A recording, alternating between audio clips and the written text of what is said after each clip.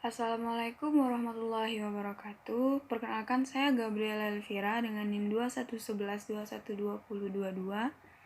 Di sini saya akan membahas tentang sistem pernafasan normal dan sistem pernafasan dengan penyakit asma. Nah, sebelumnya perlu kita ketahui bahwa bernafas adalah salah satu ciri makhluk hidup. Seseorang bisa bernafas berkat sistem pernafasan yang baik. Sistem pernafasan pada manusia adalah sekumpulan organ yang terlibat dalam proses pertukaran gas oksigen dan karbon dioksida dalam darah. Seseorang dapat dikatakan memiliki laju pernafasan normal apabila ia bisa bernafas sebanyak 12-20 kali per menit dan berlangsung secara berkesinambungan. Proses pernafasan manusia melalui dua tahap, yaitu inspirasi dan ekspirasi. Proses inspirasi yaitu menghirup udara, dan ekspirasi itu menghembuskan udara. Lalu, bagaimana sih proses pernafasan yang baik itu? Proses pernafasan yang baik atau normal itu pasti dimulai dari hidung. Nah, bagian-bagian hidung itu ada tulang hidung, serabut saraf pembau, serabut saraf ke otak, silia saraf pembau, dan juga lendir atau mukus.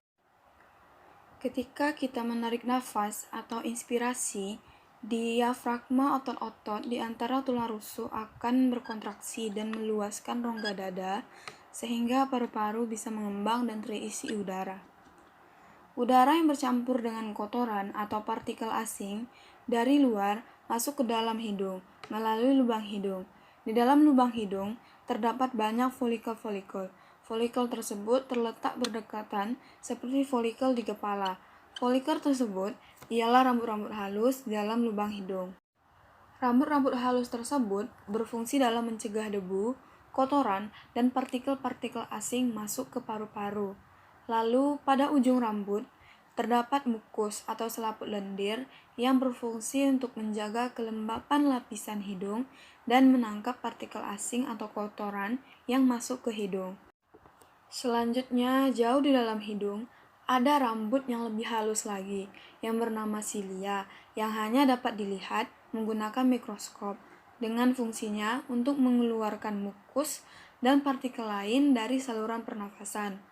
Lalu, udara masuk pada rongga hidung, yang berfungsi untuk melembabkan, menghangatkan, dan menyaring udara sebelum masuk ke paru-paru. Selanjutnya, udara masuk ke tenggorokan atau faring. Faring berfungsi menyalurkan aliran udara dari hidung dan mulut untuk diteruskan ke trakea atau batang tenggorokan. Faring atau tenggorokan memiliki dua cabang saluran, yaitu saluran pernafasan dan saluran pencernaan, yang terletak di bagian belakang.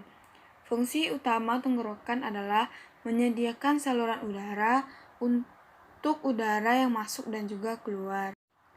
Selanjutnya, udara masuk ke pangkal tenggorokan atau laring. Pangkal tenggorokan adalah organ pernafasan yang berbentuk seperti saluran dan dikelilingi oleh tulang rawan. Pangkal tenggorokan memiliki tulang rawan yang disebut dengan epiglotis.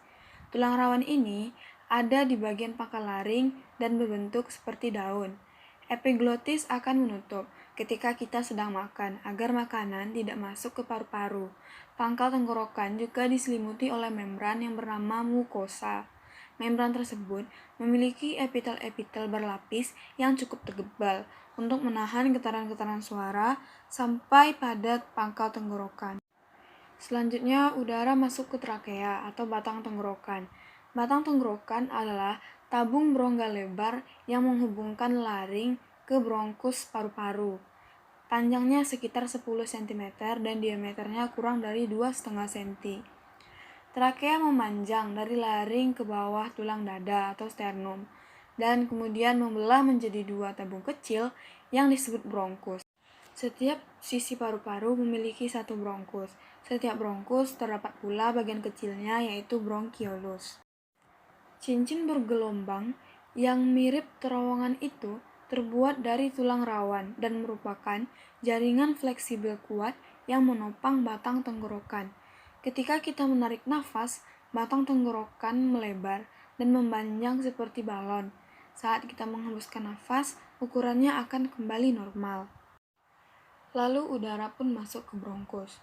Bronkus berfungsi menghantarkan udara dari saluran nafas atas ke dalam paru-paru sekaligus mengeluarkannya dari paru-paru.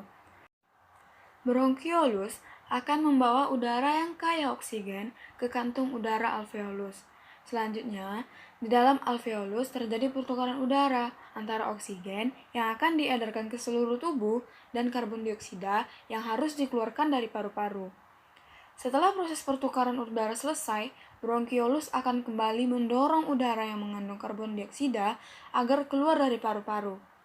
Selama proses pertukaran udara, bronkiolus juga punya fungsi mengatur jumlah oksigen yang masuk ke dalam paru-paru. Begitupun dengan jumlah karbon dioksida yang dikeluarkan. Selain melancarkan jalan pertukaran udara, bronkus juga berperan dalam menjaga kualitas udara yang dialirkan ke paru-paru. Selaput lendir yang terdapat di sekitar bronkus yang dapat menyaring partikel kotor dan menghilangkan organisme penyebab infeksi seperti bakteri, virus, dan jamur. Fungsi bronkus ini berperan penting dalam pertahanan tubuh karena dapat mencegah iritasi dan infeksi yang bisa menyebabkan peradangan pada paru-paru. Selanjutnya, udara masuk ke alveolus.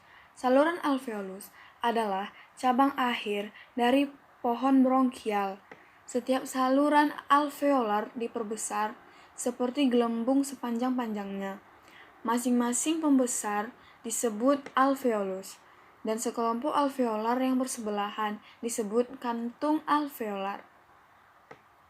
Beberapa alveoli yang berdekatan dihubungkan dengan alveolar pori-pori. Alveoluslah yang memungkinkan pertukaran dua gas, yaitu oksigen dan karbon dioksida dalam sistem pernafasan. Selanjutnya yaitu pernafasan pada paru-paru. Paru-paru adalah organ yang bertugas untuk mengolah udara yang masuk dan memisahkan oksigen dengan karbon dioksida. Organ ini terdiri dari dua pasang, yang masing-masing bagiannya punya ciri yang berbeda.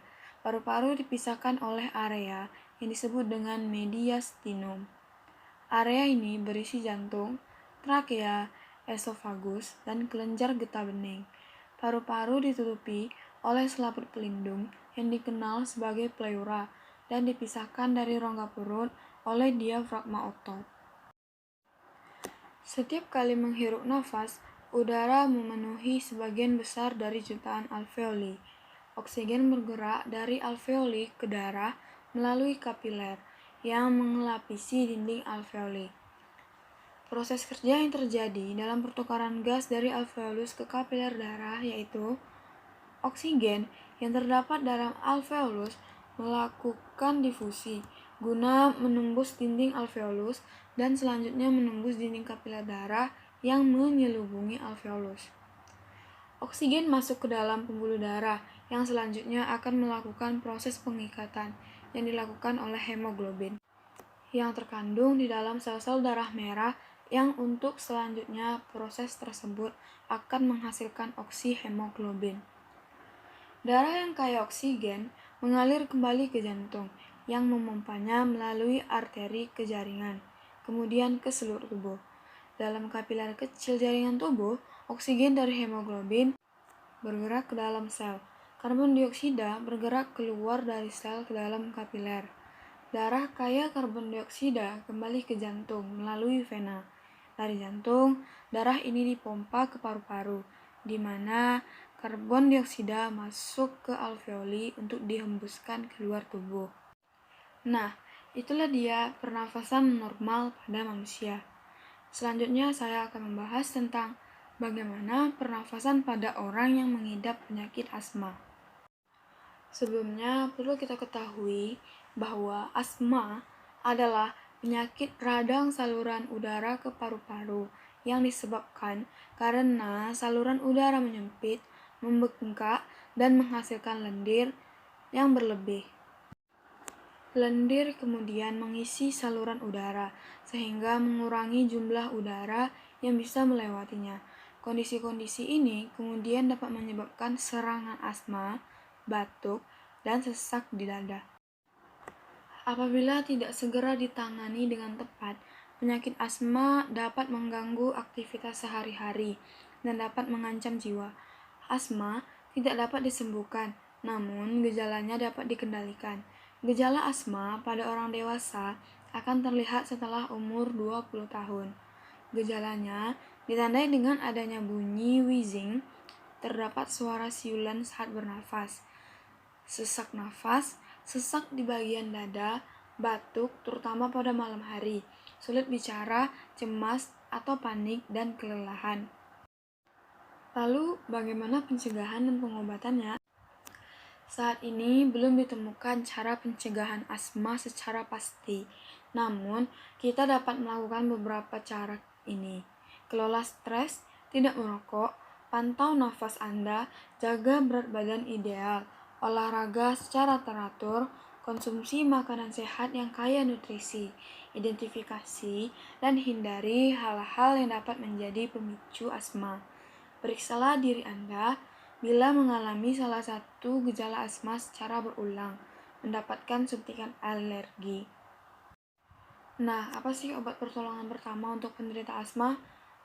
Obat pertolongan pertama untuk penderita asma, yaitu obat-obatan ini dapat memberikan bantuan cepat agar dapat bernafas kembali dan hanya digunakan jika terjadi gejala asma atau serangan.